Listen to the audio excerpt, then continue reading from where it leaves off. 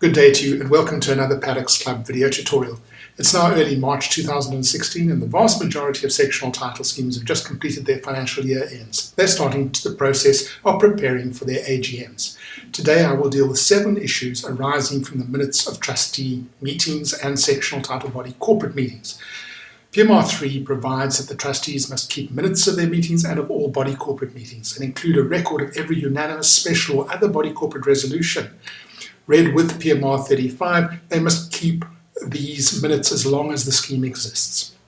PMR 34 obliges the trustees to make the minutes available for inspection to any owner or registered bondholder. And PMR 49 obliges the trustees to give any managing agent copies of minutes of their meetings and those of the body corporate. So let's look at a few issues. Firstly, what are minutes and why are they important? They are the body corporate's written records of decisions taken at meetings. Once approved, minutes are considered to be evidence of their content. This means that they are taken at face value unless a court finds they are incorrect. Anyone who believes that a confirmed minute of a body corporate meeting is correct doesn't have to prove that position. They can rely on it until it's disproved. So minutes are really important if there's ever any doubt as to what was decided. Secondly, what's the normal content of minutes? Well, they normally disclose the scheme name, the type of meeting, as well as where and when it was held. They sometimes detail who was present. The body of the minutes should include statements of the decisions taken at the meeting. The resolution should be specifically stated, preferably in wording that was approved at the meeting itself, and the resolution should be listed in the order in which they were taken. They sometimes disclose the outcome of voting on an item of business, particularly if there's a hotly contested special resolution, for example, where votes have to be counted in number and value. It makes sense to include the number and values cast for and against the motion to make it absolutely clear. Third point, in what form must the minutes be kept? Well, the prescribed management rules still contemplate paper minutes pasted into a minute book, but minutes are in fact often kept in electronic form. In whatever form they are kept, they must be capable of being reproduced in writing, and they must be kept so as to prevent unauthorized changes after they've been confirmed. Fourth issue, what level of detail should be included? It's certainly not necessary and usually not advisable to include specific details of who said what.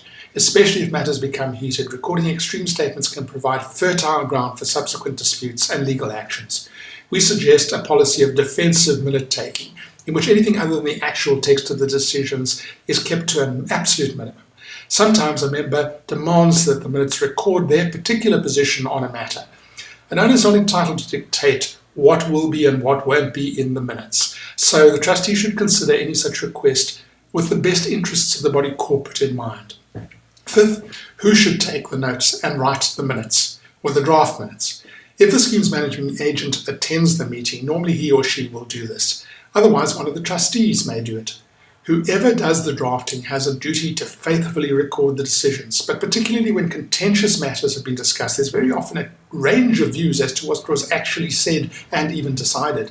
So in these circumstances, the person who drafts the minutes usually has a distinct advantage. If you suspect that the minutes will be drafted so as to advance a particular agenda, probably not yours, take notes at the meeting and write down your own recollection of the text of the decisions taken. Then you're not limited to asking for wording changes in what somebody else has drafted. You can offer the wording you think more accurate as a complete alternative. Sixth, when must minutes be drafted? Human memory is relatively short, so we tend to remember those things for a little while, and we emphasize those things that support our own views, much more than the statements or decisions we don't support. So the sooner the minutes are drafted and distributed for general comment, the better. 7, who must confirm and sign off on the content? Well, traditionally, minutes of the meeting are confirmed at the next meeting of the same body, but as there are very few general meetings of owners in sectional title, AGM minutes should be presented at the next meeting of trustees. Of course, that body can't confirm them, but once the trustees are satisfied that the minutes are accurate, they should then be distributed to all owners. And if there are any objections or comments requiring that they be changed, then the trustees should call a special meeting as soon as possible to settle the issue, particularly if it is of direct relevance to the implementation of their mandate.